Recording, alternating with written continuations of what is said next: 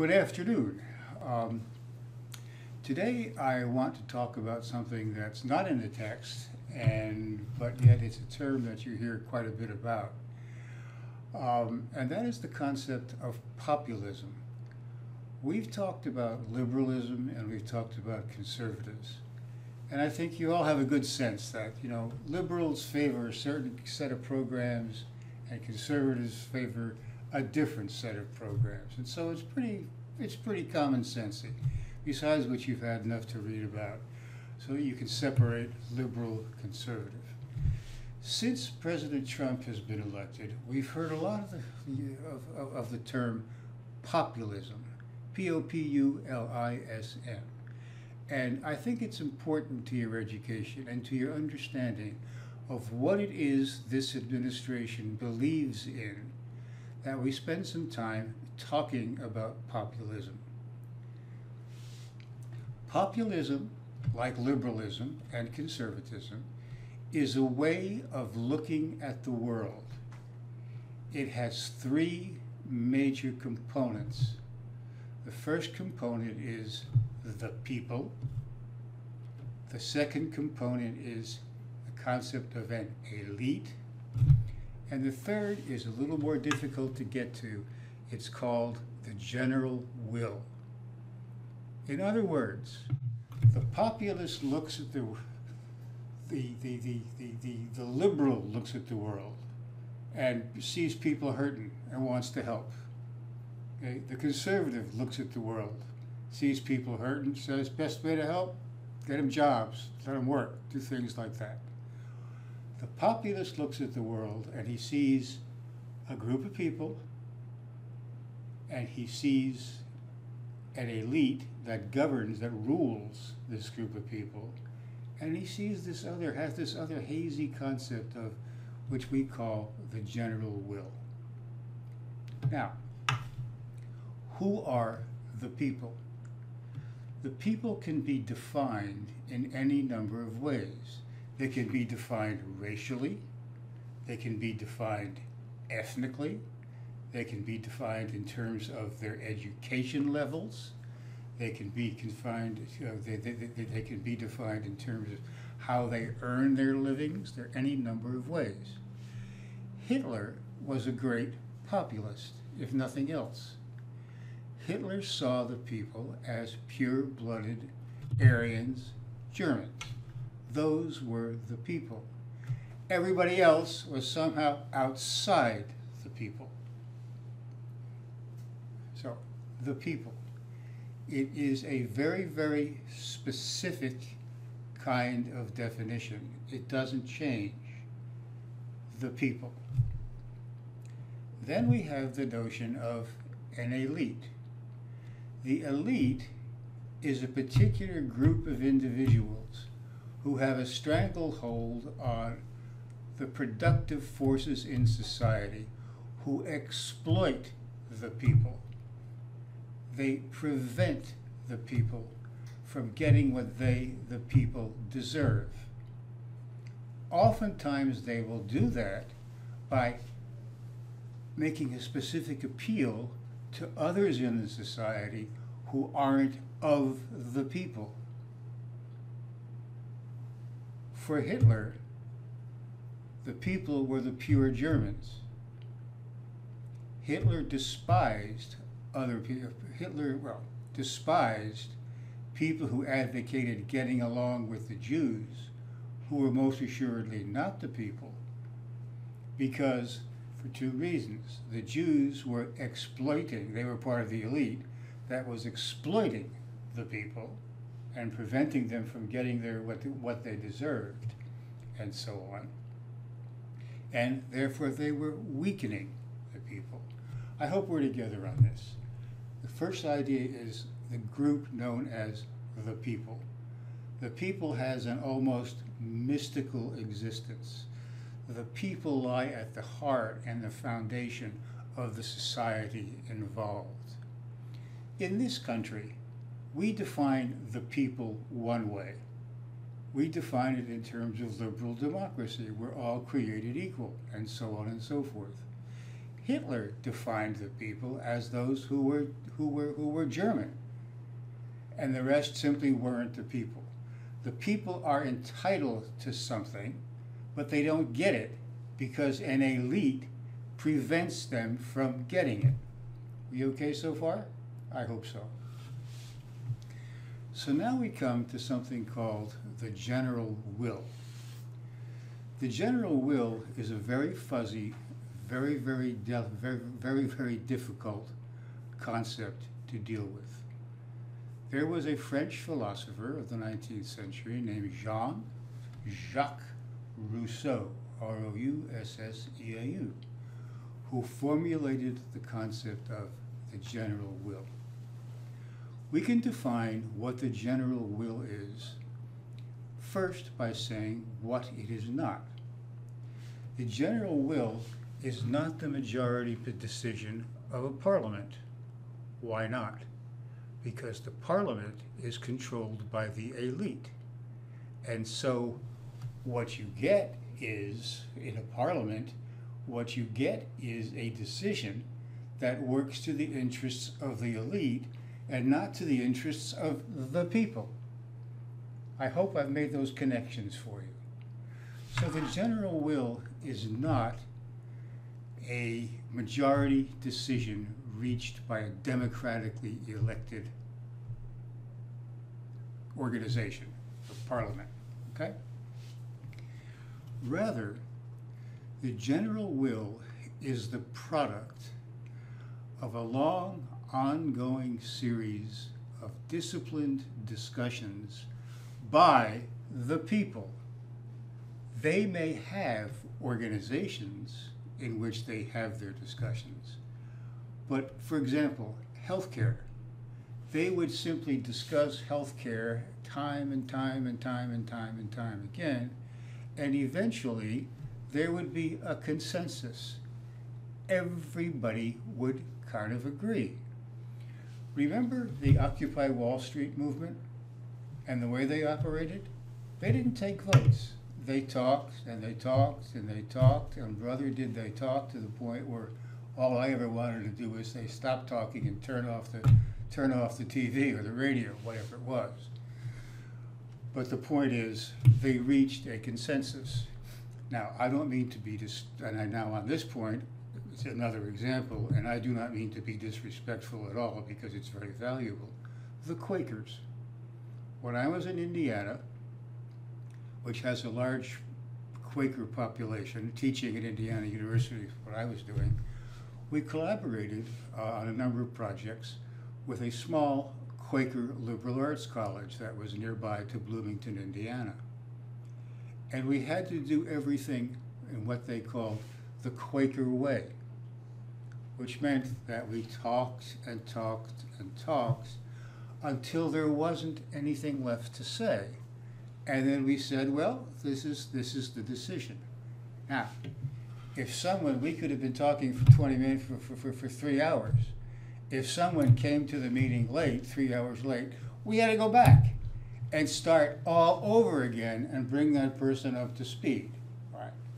I've chosen, I hope, one respectful example and one sort of slightly weird example of how we get to the general will, what we mean by the general will. So then, these are the three things I'd like you to think about. What we mean by the people, what we mean by the elite, and what we mean by the general will. Okay, so if we're clear about the concept of people, elite, and general will, then let's try to apply it to our current set of politics in the United States of America. President Trump makes no bones about the fact that he is populist. And I want to be fair, and I want to be honest, and I want to be as objective about this as I can. If I err one way or another, I ask you to forgive me. I am trying very hard to be objective and straightforward about all of this. For President Trump, and for those who believe him and who follow him, the people consist of those individuals who have been here for a very, very long time. They are citizens, or sort of like the people, are immigrants who've come to this country legally. That's one way he defines the people. Secondly, they are people who work for a living in jobs in which they generally use their hands and skills, the trades, and so on and so forth. They are the working middle class. Those are the people, from Trump's point of view, because those are the people who, quote, made America great, unquote.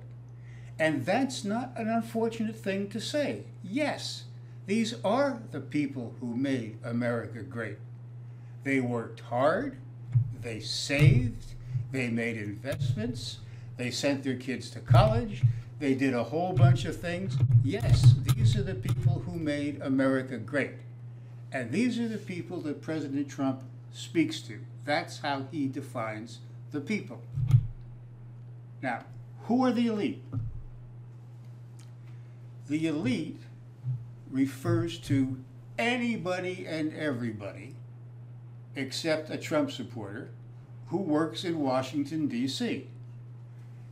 The elite are members of the Congress and members of the Senate. I think if pushed to the wall, President Trump would say that Mitch McConnell is a member of the elite. Mitch McConnell being the majority leader in the House, being a Republican of 50 years standing. He would say the same thing about Paul Ryan and any number of people. That's when he talks about draining the swamp. The elite are those people who work, whose life is based in Washington. They derive their identity and they derive their power and they derive their sustenance, the things that they do to get them through from day to day. They derive that from, President Trump would say, exploiting the people. They would say, making policy. Do you see the difference? Paul Ryan thinks he's making policy. President Trump says, yeah, you're making policy all right, but you are also putting it to the people. You're not giving the people what they want. Okay? So now, let's get back to the general will. And this is where it gets a little bit strange. President Trump believes, I believe he believes sincerely in his whole heart, he believes that he understands the general will. He understands what the people, as I have described them to you, want and need. And he understands the dynamic between the people and the elite that he sees exploiting them. So basically, populism is a view that says there are people who are narrowly defined, who know what they want, but can't get it because they are denied the power to get it because of an elite. Now, that's about as neutral as I can make it. It gets to be pretty bad sometimes. For Hitler, the people were Germans. The elite were Jews. And so what you had was Germans fighting Jews. And that's pretty darn ugly. In South America in the old days, the people were the white Afrikaner settlers. You know, the elite were the white the people were the white Afrikaner settlers. The enemy was, of course, not that because that they were an elite, but there were those who wanted to break down white supremacy. And so South African politics, that was a populist regime that upheld the benefit of the people at the expense of the blacks. So it became a black on white conflict. In our own country, we must admit that an awful lot of our politics is a white on non-white dichotomy. Now, I'm not going to get any more specific about that, but maybe I should. But in fact, where we are going now is we see an example of populism. The elite is that group of people who populate Wall Street and who populate the corridors of power in Washington, D.C. They use their power to thwart the general will of the people, who are defined as the people who have been here for a long time and who are suffering because of changes brought about by the elite. I hope that's clear. And so American populism, I think it does have a strong racial and national component. It also has an economic component, which is really very, very important that we understand. That raises a question. As I've presented it to you, you might think that populism is essentially anti-democratic. And yeah, I have presented it to you in that way. And so in the interest of fairness, I need to go back and say something else. We used to have in this country, many, many years ago, a very famous man named William Jennings Bryan. He was a Democrat. He ran for office for the presidency 3 times. He served as Secretary of State. For any of you who follow the course of the teaching of evolution in American schools, you may have heard of the Scopes trials, where a teacher who taught evolution was accused of doing bad things. And William Jennings Bryan was on the prosecution side, because he was not an evolutionist. For William Jennings Bryan, he was from Nebraska. The people consisted of essentially the yeoman farmers who owned their own land. The elite consisted of bankers, railroad owners. If you're a small farmer, the important thing is to get your grain to market. Well, you can't do that unless the train stops someplace reasonably close. Now, for obvious reasons related to the logic of capitalism, a railroad owner is not going to stop at every little place along the way to pick up a little bit of grain. He wants to have a central place where we could do this. So, for William Jennings Bryan, he saw the people as farmers, essentially, who were denied what they needed by an elite that consisted of bankers and railroad magnates and members of Congress. Now, he was at the same time, however, very democratic, because he ran for office and that was kind of his platform, and he was able to appeal, to broaden the appeal of the people. So I guess what I'm saying is this. Populism can be democratic or not democratic, depending on how it defines the people. We in this country pride ourselves justifiably by taking the broadest view of who the people are. Okay? We define it. That's one of the things, that's one of our great contributions, that anybody can come here and do this. Right. To say that someone comes illegally is to say a very important thing, but it still raises the question of whether they are or not a part of the people. It does raise that question. And so I would leave you with the following. You know enough to know that when President Trump talks about draining the swamp, he's not just talking about getting rid of a bunch of corrupt politicians. Have you noticed? he spends a whole lot of time with those corrupt politicians. Just as he spends a whole lot of time with those corrupt billionaires and so on and so forth. What he is saying is that it is necessary to cleanse, that it is necessary to bring government around in terms of the general will and to provide the people with what they have been deprived of. Bernie Sanders came close to making that issue, but I would argue he was just kind of liberal, all right, and he offended an awful lot of people. Mrs. Clinton, Hillary Clinton, well, she just started from such, I'm not going to talk about that. People just disliked her, and that's the way it was. But there's something correct here about this. Hillary Clinton came up with programs. Yes, people are poor. We'll have this program, and we'll have that program, and we'll have this program, and we'll have that program. Now, put yourself in the position of an unemployed plumber in Youngstown, Ohio. He doesn't want to hear someone saying, oh yeah, we have to have programs for all these people. He's interested. He doesn't have a program. He works hard.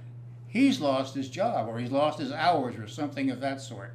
That is the kind of thing, that feeling that is dominant in our society. Which leads me back to the last thing I want to say. I think I've said it before. If I haven't, I should have, so I'll say it now. Our government and our system depends upon a human trait which I'm going to call character. It depends upon human beings who have a sense of fairness and of justice and responsibility, and who are willing to take responsibility for what they do. I think that one of the major issues in our society at this time is that we have what I will refer to as the perversion of the left, where if we just spend more money, everything is going to be fine. We have the perversion of the right, where if we just reduce government scope and do the taxes, then everything is going to be right. And we have populism, which says somehow there's this magical thing known as the general will that President Trump understands, whereas others don't. And that's the problem I think we have to deal with. Thanks for listening.